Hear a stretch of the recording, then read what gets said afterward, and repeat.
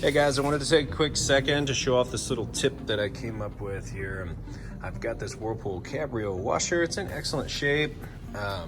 However, it had a water leak, and finally determined that the water leak was actually coming from the inlet valve, the water inlet valve here.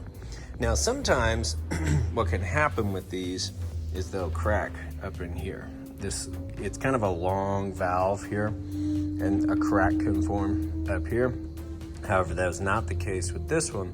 Right here where this little module is, there is a magnetized plunger in the middle. That's what that white plastic is there.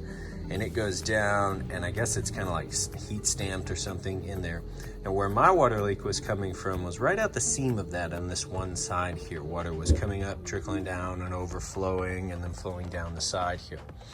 And so what I did was, instead of ordering a new part, which is insanely expensive, I needed it fixed today. So I took these off, took this out. So it's just 3 screws, and this lifts up and forward. And then right here, what you do is take a picture of how this works out. Even though these are kind of bent and at length, you kind of know where they go, but just take a picture of it. Then I disconnected all the wires, and you just use a flathead screwdriver, and you just push it in here and lift up, and these pop off pretty easy. And then what I did is I took some 5-minute epoxy, really strong stuff. I forget what its PSI rating is, but it's very strong 5-minute epoxy. Mixed it up and just kind of layered it on top underneath this, and it filled in all the gaps. And you can see, here, let me get kind of close here if this will let me. See, you can see the epoxy where it kind of came up. That's about as far as I let it ooze out. So completely covered the inside cap and oozed out just slightly, and let it dry for 12 hours. So the thing I like about this epoxy is it becomes basically rock solid. However, it has a tiny bit of flex. And when you're trying to fix a water application like this, where it's coming out of the seams, it's good to have a little bit of flex like that so that it doesn't get hard and crack or pop up. But this was rock solid here. Couldn't pick anything off even if I wanted to. So, and now I'm running it, and there's absolutely no leak whatsoever. I'm gonna let it go 4 loads. Just go ahead and run 4 loads through it and make sure there's not a drop of water anywhere. But that was essentially free, just the cost of the epoxy, which I already had on hand. Saved myself. The cheapest one of these I could find was $44.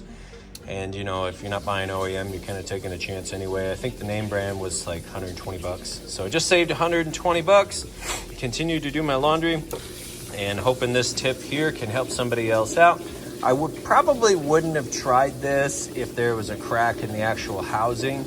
I mean, possibly you could do it and try to. It just depends on if it's a very fine crack or if it's splintered. Sometimes those cracks, you can see them in the blue, but then they actually travel quite a bit further and you don't actually see it. So I probably wouldn't have tried that if it were over here, which I've seen before.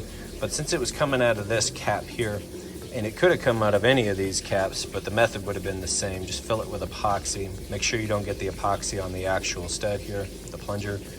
Just fill it there and let it thoroughly dry. Like I said, I did 12 hours on 5-minute epoxy, so it's good to go. And hopefully this tip will help somebody out and save somebody some money and get your laundry up and running again.